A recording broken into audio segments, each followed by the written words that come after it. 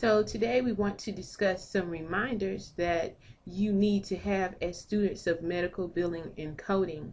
And if you will take a look with me at the following slide, we will start with how to code diabetes properly. The main complaint that I hear from coders and students is that the scenario did not document the type of diabetes, or the physician did not document the type of diabetes. Well, there is a guideline for that, and we have Chapter 3 ICD Guidelines. Number 2 states when the type of diabetes mellitus is not documented. And what we should do is made very clear.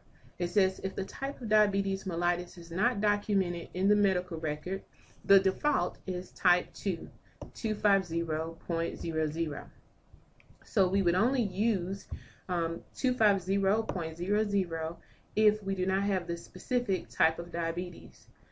Some people feel that NIDDM or IDDM will specify the type of diabetes, but that is not good enough. We need to know if the diabetes is controlled or uncontrolled. So we'll take a look now at 250.02 and 250.03. Please note that the fifth digits in these codes have changed, and the only time you should use these codes is when the doctor or the scenario states the diabetes is uncontrolled. Poorly controlled diabetes is not the same as uncontrolled diabetes. Also, when coding diabetes, keep in mind that type 1 diabetics normally take insulin. However, type 2 diabetics do not always take insulin. But if a type 2 diabetic is on insulin for long-term use, you would want to code V58.67. Also, when coding diabetes, there are manifestations. Most diabetics have eye problems, nerve damage, or some other type of illness.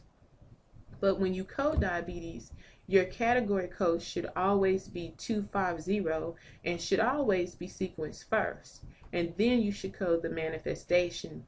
And you can see that in this example, the patient has diabetic neuropathy.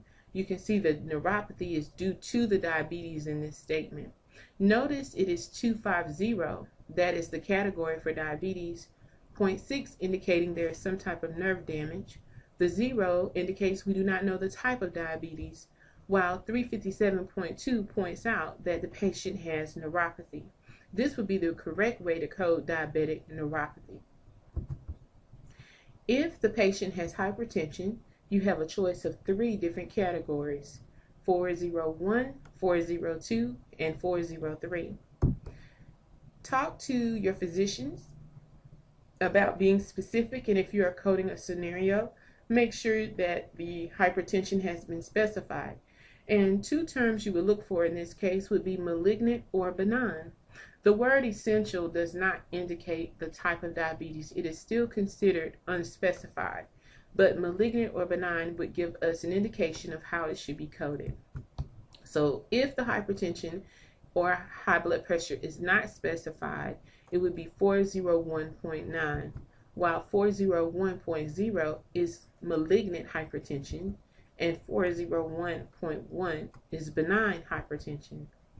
If the patient has hypertensive chronic kidney disease, you would need a minimum of 2 codes, one from category 403 and one from category 585. If the patient has hypertensive heart and chronic kidney disease, you would need a minimum of 3 codes.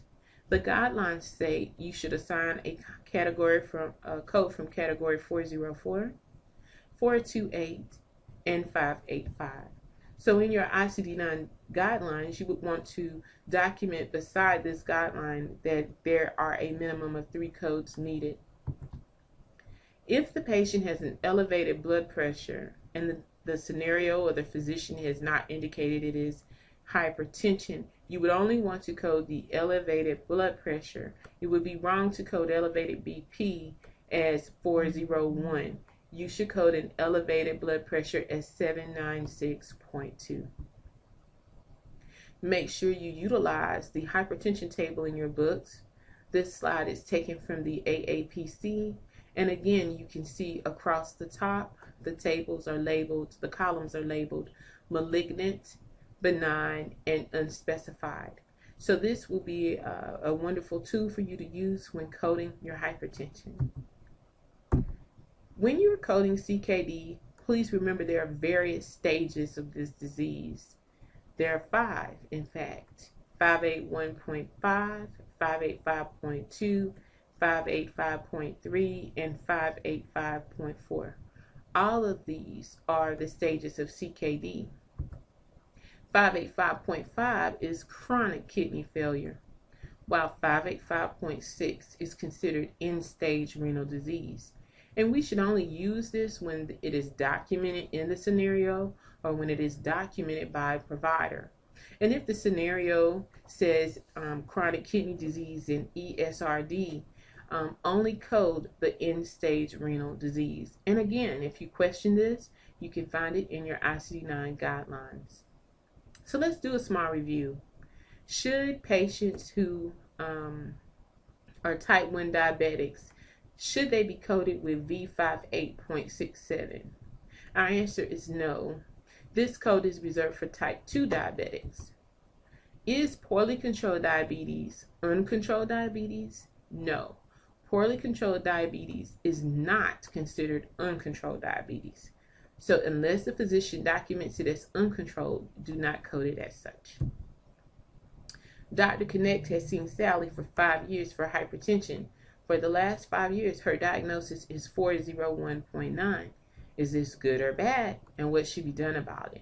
Well, this would be considered poor documentation, and we would want to encourage our physician to document specifically what type of hypertension Sally has. When is it okay to code 585.6? When the doctor has mentioned that it is end-stage renal disease. I have a blog if you'd like to sign up to it, especially if you're one of my students. It is www.cgsbillingservice.blogspot.com. And how will this blog help you? Well, if you begin working in the medical field, you'll receive all types of updates and links to great information.